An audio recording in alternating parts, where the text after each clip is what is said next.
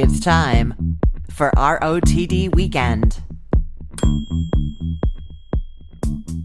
I hope you are having a wonderful Valentine's weekend. I have actually left my Valentine behind. That's right. Marty's on his own this weekend. I am off with my daughter for a long weekend. She had a couple of extra days off of school and my son was going on a school trip.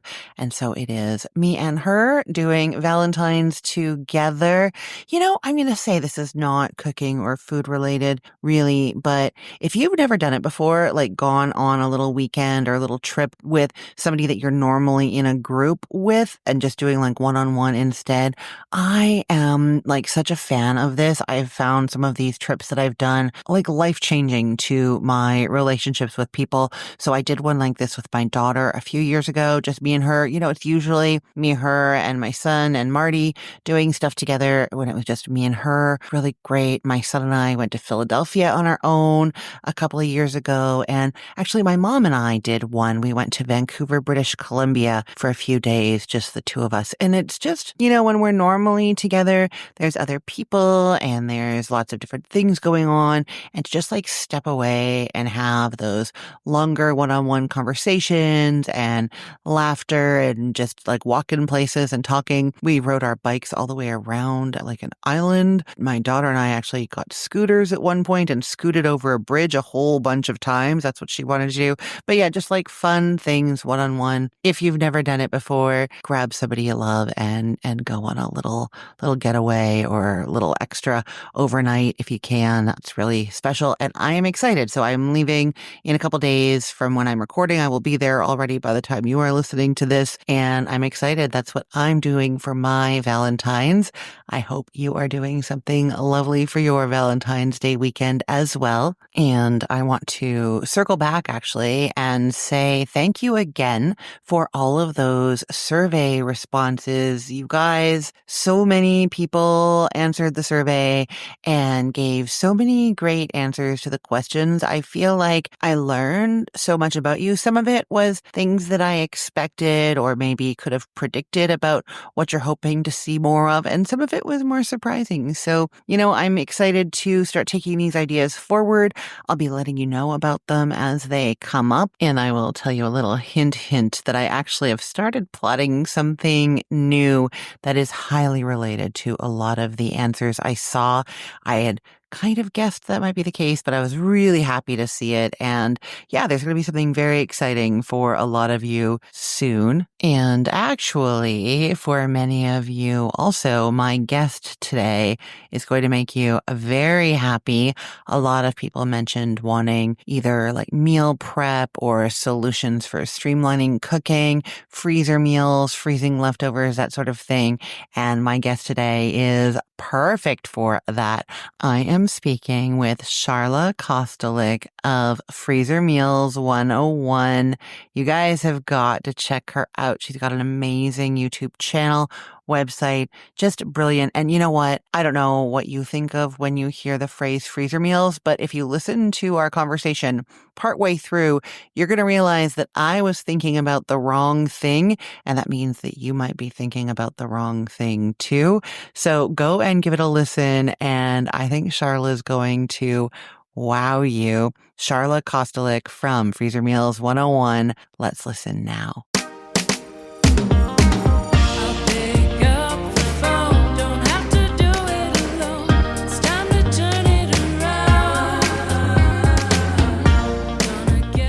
Hey, Sharla, welcome to the show. Hey, Christine, great to be here. I'm so excited to talk with you. So we met in Denver a little over a year ago, maybe a year ago, and you were so passionate about freezer meals. Like I have not stopped thinking about it. Can you tell us how you started cooking in this way and what it even means to you, but how you started? Yeah. So how I started is I was a busy mom, as all moms are. And as our family grew, I found that I was really good at the mom part of things, but really terrible at the house part of things. And I could not keep up. The chaos was bad. It was I just couldn't, I didn't know how other moms were able to manage it all, like how they could do it. I thought there was like some secret that I was missing, but it just felt like, the mountains of laundry and I couldn't keep these kids fed. Like just and as they were growing and eating more and I just could not figure out how I could possibly keep kids fed. I found it really stressful, especially like now I refer to it as the 4 p.m. dinner dread. When you get to that point of your day where you're like, oh no, I forgot to think about what to make for dinner. Hmm. And that was it made me feel like a failure as a mom, which was not a great feeling.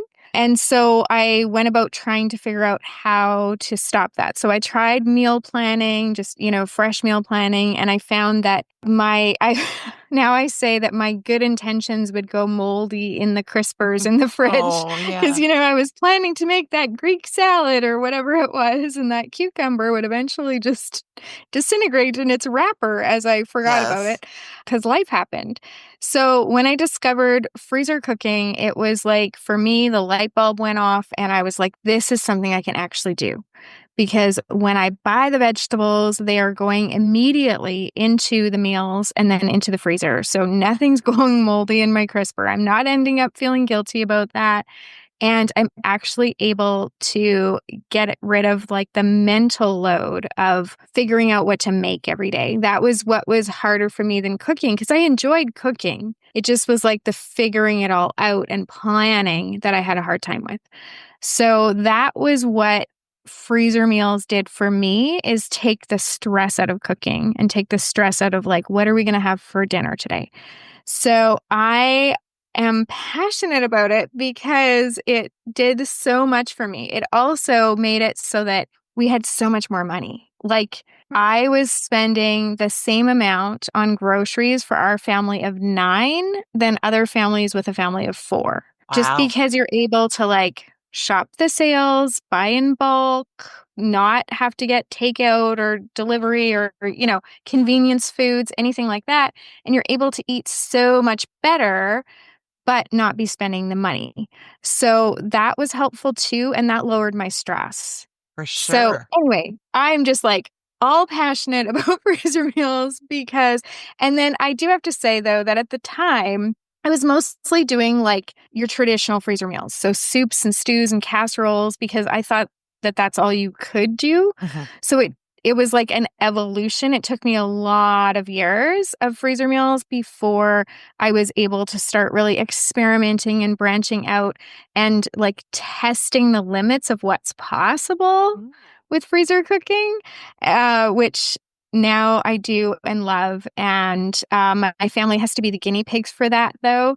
So they do love the good ones, but there are a few Oh, flops along the way.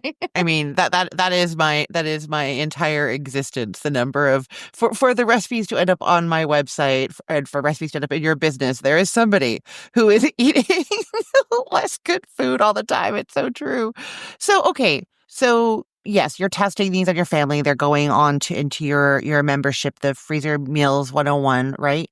What is something? Wait, did I say that right? Freezer Meals Yeah, Freezer 101. Meals 101 Club is the membership, and freezermeals101.com is the website for the free recipes and So, what is something that you have found over the years that makes for a great freezer meal that would have surprised you back when you were in your soup and stew days? well, I have been able to really test the limits as far as what's possible. And so I have tried pretty much anything. There are some things that don't freeze. So I know what those are and that goes into my process a lot. But there's a lot of ethnic foods that I experiment with. There's a lot of, like I'll go to a restaurant and try something there and then my wheels will start spinning in my brain, all the gears will start growing, and I'm like, how could I conceptualize this into a freezer meal? Hmm. So, pretty much, not everything is possible. I will admit that. We did have a cod puttanesca last week that was a massive fail. So, Cod puttanesca.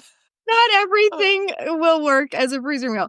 However, just the fact that we're able to eat kind of elevated foodie food as freezer meals has been surprising. And I'm determined to continue to push the envelope. So I love that. Oh God, cod. I'm not sure if my family would eat that if it wasn't a freezer meal. So it was a fail. It was like an epic fail. But that was a meal that we made in our most recent. My neighbor and I get together once every 3 months and we make 3 months worth of dinners for both of our families. wow. So we call those mega sessions. And in our most recent mega session, we made 103 meals. And which is not nowhere near our record. Our record is 156 meals. Wait. Sorry, Charlotte. In one day, the two of you make 102 2 days. days. Over the course of 2 back-to-back days, we assemble because we do our prep ahead of time, and then we assemble 100 and whatever meals. It's always over 100. But yeah, 150 is sort of what we were doing before. Wait. No, I'm not letting you go. Okay. So you do the prep before the 2 days. Yeah. Prep as in chopping or also like cooking things? Like So what does prep prep, mean? yeah, prep as in chopping the vegetables. We like to use a lot of vegetables if we can, just keep things healthy. But also, we prefer the texture of like ground meats to be browned already. Mhm. Some people put them into their freezer meals raw. We don't. We do put, chicken and seafood and things like that into the meals raw. But if we're using any kind of ground meat, like ground turkey, ground chicken, ground beef, we prefer the texture of cooking it ahead. And so when we're doing or ground sausage, when we're doing it for like big batch cooking like this, Mhm. then we have ways of making that go faster. So our prep isn't it doesn't take us a whole day or anything, just but it does take hours. And then you're using these again, you can shop in bulk because you're using these massive quantities. Wait, okay, And wait. So I was not thinking about your freezer meals in the way that I should have been. So everything is not already cooked. You're not cooking meals and then freezing the cooked food. You're doing something no. else. Explain to me what you're doing. So a lot of our recipes use raw ingredients. So then on the day you cook it, it's like you're cooking things up fresh. So you're still going to get the taste that you're cooking things up fresh. And the exception being, like I said, with the ground meats, we prefer the texture of it cooked ahead. But sometimes also the exception being if we are making meals for one or two people, Mhm. then sometimes we'll cook the chicken or cook some of the elements, even the rice or the pasta in those kinds of meals, so that we can then make it so that it's just a quick reheat. So Mhm. people almost have like a homemade TV dinner Mhm. if we're doing the cooking for one or two. If we're cooking for our families, then, like I said before, it's just mostly raw ingredients. And then you're just cooking it up fresh the day of. And so when you're cooking it fresh the day of, are you like pan frying where is it going? It's all mixed These are such together. good It's all questions. mixed together in a bag. I'm picturing this now. It's all mixed together in a bag. And I've seen your stacks of bags. I've seen the stacks of bags. I thought that those were all fully cooked things. So now I need to back up. Those The are, stacks are a work of art. They are beautiful, are they not? yeah, yeah. What did you guys have a really good catchphrase? What is it? Getting your freezer stacked so you can relax. I love it. Okay. So I thought those were all fully cooked meals that you're just like microwaving, and I was completely No. wrong. No, so we have some slow cooker or instant pot. We have some that are for the oven or the skillet or the barbecue. We have some that can be either oven or air fryer. So we like to use a variety of cooking methods because then you can choose a meal for that day based on what you've got going. So if you've got appointments and you're going to be out most of the day or you're going to be at work most of the day, you can throw something in the slow cooker. Or you can take something out that's going to go in your skillet and take 7 minutes to cook up at the end of the day, versus if you're going to take something out that's going to need an hour in the oven, then you're going to choose that for a different kind of day. So, yeah, we just like to have a variety, not just of flavors and proteins and that kind of thing, but also a variety of cooking methods because everybody's lives are busy and complicated and it just works best to have choices. So then in the bag is going to be like vegetables that you've chopped up and meat that's either been chopped or prepped or seasoned in some way to go with whatever that meal is. And then you're just taking that and transferring it to the grill or transferring it to a sheet pan. So you still are cooking, but you're not doing all the chopping, seasoning, prepping, cutting the meat, all of that. What about, I'm assuming like carbohydrate type stuff, rice. Would either like when you were doing the meals for one or two, maybe you've cooked the rice and put it in there. But for like Mhm. a family day, are you cooking the rice or the pasta fresh? It's So not in the bag. Uncooked rice is not in the bag. not usually, but sometimes Oh boy. we will put I know, I'm gonna blow your mind here. Sometimes we'll put uncooked rice, like, measured out in the amount that you need, in a smaller bag and staple that bag to the larger bag so that you have everything that you need all ready to go on the day that you cook it. Oh, smart. I also like to do that, like, if you've got a soup, let's say, that's gonna have a pasta go into it, then, like, just a small shell pasta or a macaroni or something like that, then I like to measure it out and put it in a bag and staple it there so that, like, everything's all measured out. We also have labels with the cooking instructions on them for all of our freezer meals, and so then it'll say on the label, like, exactly what you need to Mhm. do to make it, so then it'll say, like, at what point to put the rice in or to put the pasta in. Now for pasta, you can pre-cook your pasta and put it into your freezer meal, like into a casserole or whatever. However, if you're gonna do that, you wanna undercook the pasta because otherwise it ends up mushy, and, like, Mm. we are not okay with mushy Yep. pasta. We wanna have good textures. So a lot of the times for our freezer meals, unless we're doing it for 1 or 2, like I said earlier, what we do is we just do the sauce for the pasta, and then we'll cook the pasta up fresh on the day of just to get better texture. So, on some level, this concept is a little bit like the meal kits, like HelloFresh kind of thing that are way too expensive. They send you chopped ingredients and then you cook it, but you've taken it maybe a little step further and it's in your freezer and way less expensive. Sort of like that. A fraction of the cost, and also one of the things that I've found because our family has tried those meal kits, and yes, we found they were really expensive. We also found that you can't really adapt it very well, like, for your tastes or for your or even for your family size. Mhm. But the other thing that we found is that it's like it uses every single pot in your kitchen.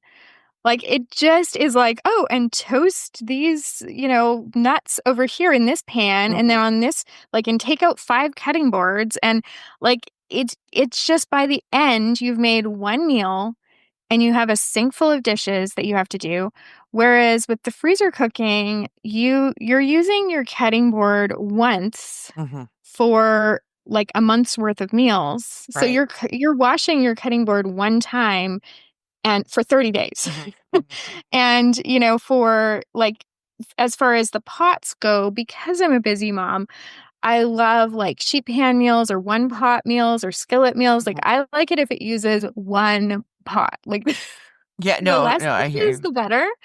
And so that's the other thing that I found about those meal kits is that we're doing dishes forever and then we're just eating once for all of that work. So this Yeah. is like you're doing dishes over those 2 days, and hardly because when we first started doing this, we would mix everything together in bowls and then transfer it into our freezer bags.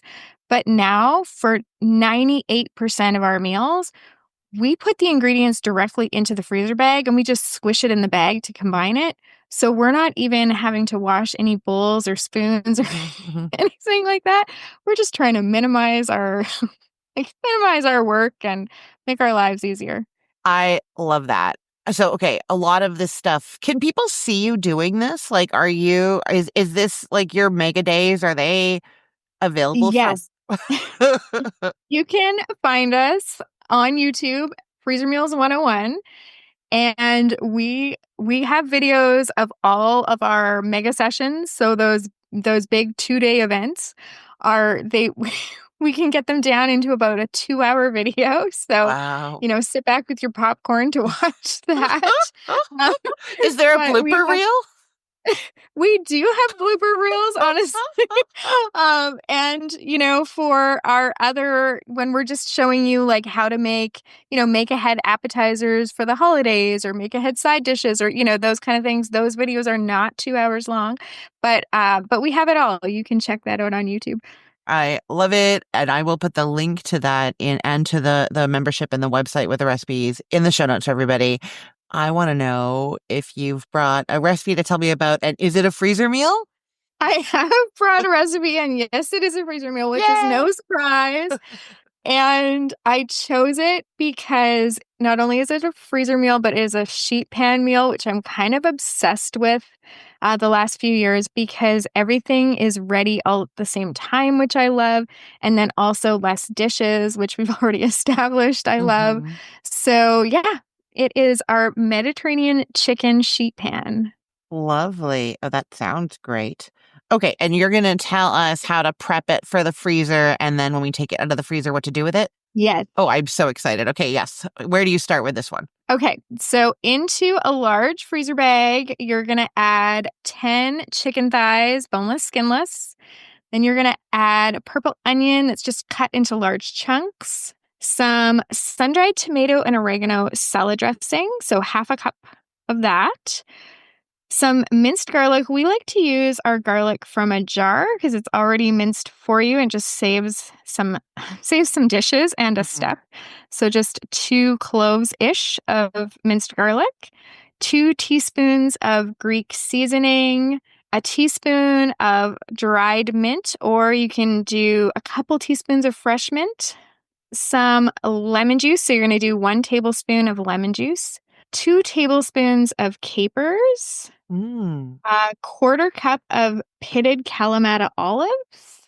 And then you're going to squish that together in your freezer bag. Then you're going to get as much air as you possibly can out of your freezer bag because when you're freezer cooking, air causes freezer burn. So that is the trick to keeping your meals really, really fresh. And then you're going to seal your bag and you're going to lay it flat and freeze it. You use any kind of tool for getting the air out, or do you submerge your bags in water? Or any of those things? Nope, Suck I the do air out with a not. straw. I've heard of people doing I that. don't.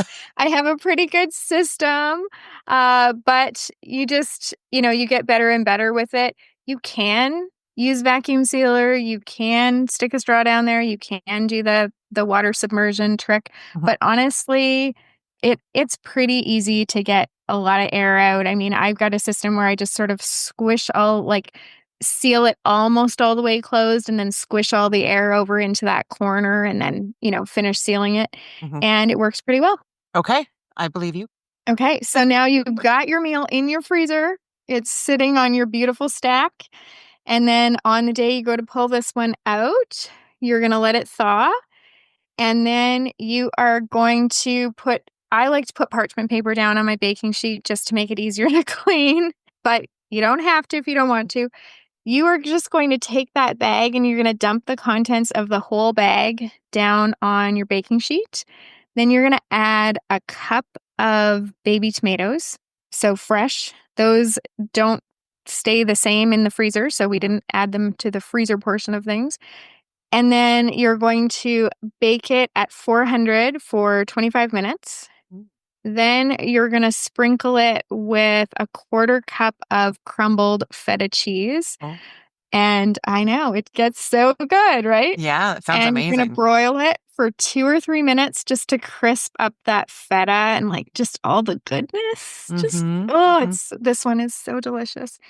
And you can do this one in the air fryer if you prefer. And once that feta is all crisped up, you're ready to serve it.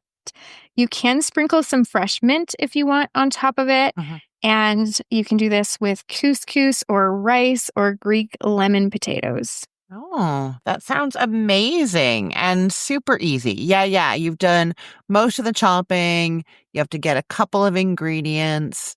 So okay, I'm sure this is actually part of your membership and your recipe instructions, but like when you're freezing this, do you write on it what you need to also get from the grocery store on cook day, or is that in some spreadsheet somewhere? Like, where is the information for that? So, in our Freezer Meals 101 Club membership, we have printable labels for all of our recipes. So, when you print your label off, it has the date because you want to know when it went in there 'cause they last 3 to 6 months in the freezer. So, then you know, Hmm. eat the oldest ones first, right? And it also has all your cooking instructions on there. So when you print it, you can choose whether you want the air fryer instructions or the oven instructions. Hmm. And then it's going to tell you to add those tomatoes and the crumbled feta and how long to cook it for and all the things. The great thing about the labels is that you don't have to be the one to cook these. If you've Right. got older kids, if you've got a partner, if you've got a friend, whatever, like anyone can throw these into the oven or into the slow cooker, anything, because the instructions are right there on the bag. So if I'm going to be out, I can call home and tell one of my kids, go ahead and make dinner. And it's super, super easy for them. The other nice thing about the labels is these are great for gifting to other people.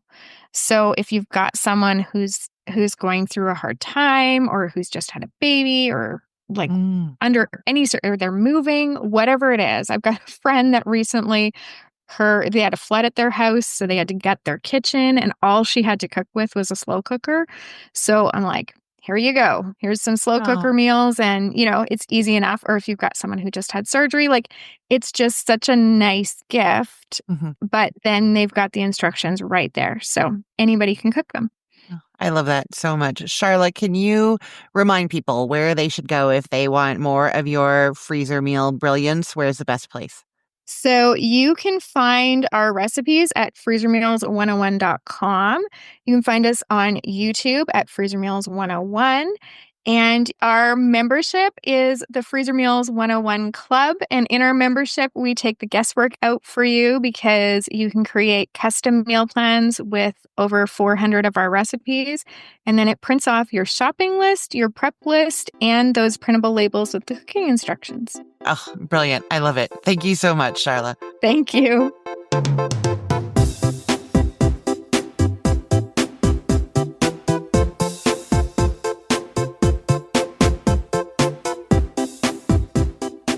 Were you surprised about what freezer meals mean to Sharla, or have I just been living under a rock? It's possibly just me who was the only one who didn't realize that you were putting things into the freezer so they were all prepped, but not necessarily already cooked. And that changes it for me quite a bit. And I've had some really interesting ideas percolating about things that I can do in my own home with the struggles that I've been having with my cooking lately. And maybe as I learn more, I will be sharing some of that with you. For now, make sure you go and check Sharla out, YouTube. She's Freezer Meals 101 there and also freezermeals101.com. So I know I said that I am out of town as you listen to this, but I actually get back late on Sunday. And so I have a normal work week ahead, including some recipe testing. And I'm really excited about the recipes that I'm working on this week. One is actually for a 3-ingredient brown sugar ham glaze. But part of why I wanted to do this recipe was that my recipe that's on Cook the Story for how to cook a boneless ham gets a lot of visitors to it. And I've been meaning to do a video for that for a very long time. And I was thinking, well, if I'm going to do the video for the baked ham, I should definitely do a new recipe to go with it as well. And my mind went instantly to this thing that happened a couple of times ago when I bought a ham. It came with this packet of like glaze that you're supposed to put on there. And I was like, okay, I'll just do that. I should not have done that. It was not good at all. It was this brown sugar glaze in this packet. And it was, I don't know, kind of like bitter tasting and too sweet at the same time. And so that memory made me think, you know what? I want to do a brown sugar glaze, but I want it to be like just as easy as that packet or almost as easy as that packet. So that's how it became this 3-ingredient brown sugar ham glaze. So I have tested the glaze and I've brushed it on chicken breasts, but this will be actually doing the video for the baked ham and the first time that I'm actually putting that glaze on the ham. That's going to be this week. And then also I am doing the video for homemade cabbage rolls, Ukrainian style. This is my mom's recipe. It's the only way I know how to make them. And so I'm going to be making a batch of those and filming doing it and taking the pictures of them. So that's one of those really like special to me things when I do a recipe that, comes from my family that I've been making for a long time that for some reason is not already on my site. I think when it comes to things like cabbage rolls, the pierogies that I did recently, they always seem like these like big batch difficult things. And so they haven't like fit on my site perfectly, but I've always wanted them to be there for a lot of reasons, but a lot because I do turn to my own websites when I need recipes for like my old standbys, that like potato with dill recipe that is my Baba's, the ground beef and rice skillet that I've been making for years. There's things like that I just go to my own site for. And I thought, it's time that I be able to go to my own site for these recipes that are so special to me as well. So I'm very excited that I'm doing that this week. As to what is going live on the sites this week, I am very excited about one of these in particular. If you've been listening, you might guess what it is. It is the Argentine red shrimp recipe.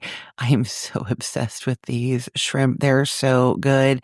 They taste like lobster. I'm not even kidding. They're just like really plump and juicy. And this recipe that I have for them is what my mom started doing when she first discovered these shrimp. And now I do it too. So that is going live on Cook the Story on Monday. And on the Cookful, there is a really luscious, wonderful, but easy, creamy garlic chicken recipe, also going live on Monday. As to what you can look forward to on this podcast this week, you guessed it, there will be Argentine red shrimp and also creamy garlic chicken. Oh, and those king oyster mushrooms that I told you about, that went live on the site last week, but I'm telling you about those. I love them so much. They're like on my standard grocery list now. Like, the things that you just buy every time. For me, there's always tomatoes, cucumber, iceberg lettuce, because we love our iceberg lettuce here. No judgment, please. It's so crispy and fresh. I don't know how anybody doesn't like it. But anyhow, iceberg lettuce and, bread, eggs, milk, all the things that are on that list also have always been like normal button mushrooms because I love them and eat a lot of them. And for the last couple of months, king oyster mushrooms are on the list every time too. And the way that they come in my grocery store, they're like already sliced and in this package. It's wrapped in plastic with these holes in the plastic. They actually keep for a long time in the fridge. They're becoming one of those things that I know I can buy a couple of packs of. And when I'm like looking for something to make later in the week that I hadn't planned or need to add something to a meal because I used something that I hadn't expected to, those are just always there and I grab them. So I'm excited that that is something I'm telling you about this week. The Argentine red shrimp, like I said. Also, there's a really nice and quick soup recipe on Monday. Ooh, and if you are looking for something else to celebrate romantically this weekend, I have some lobster tails for you tomorrow. So make sure you are subscribed to this show so that it shows up in your podcast feed every day. There is a new episode every single day, 7 days a week. And there's over 1,200 episodes. So if you just want some ideas, scroll through, look for stuff, that's the place to go. The easiest way to subscribe to this podcast is to go on your phone and open your favorite podcast app. If you have an iPhone, there's going to be an Apple Podcasts app. I think it's just called Podcasts. You can do YouTube Music, Amazon Music, like iHeartRadio, all those sorts of places. Go to your favorite one and search for Recipe of the Day. I am probably there. I am kind of everywhere. The other place that you can go is to my site. If you do it on your phone, then you can subscribe from there. But either way, cookthestory.com/ROTD takes you to the podcast hub. You can listen straight from there. You can subscribe on Apple and different places from there. And you can see the whole collection. All 1,200 of those episodes are organized by year, month, date. And so you can go to the different pages and see if something catches your eye and you want to listen to me talk about it. You just click on it and then scroll down and the podcast episode is down there. Or like there's a table of contents at the top. Actually, that's true of almost all or a huge majority of the recipes on both of my websites now. Not all of them, but a lot of them. If you just are at a recipe on my site and there's a table of contents near the top, in there near the bottom, it'll say podcast episode for the name of that recipe. And so you can always get to the podcast episodes that way as well. So many ways to listen. Make sure you are subscribing. Recipe of the day. Thank you so much for listening. Thank you, Sharla from freezermeals101.com for all of the great ideas and for opening my mind about freezer cooking. So exciting. Make sure you follow Sharla. Check out her sites.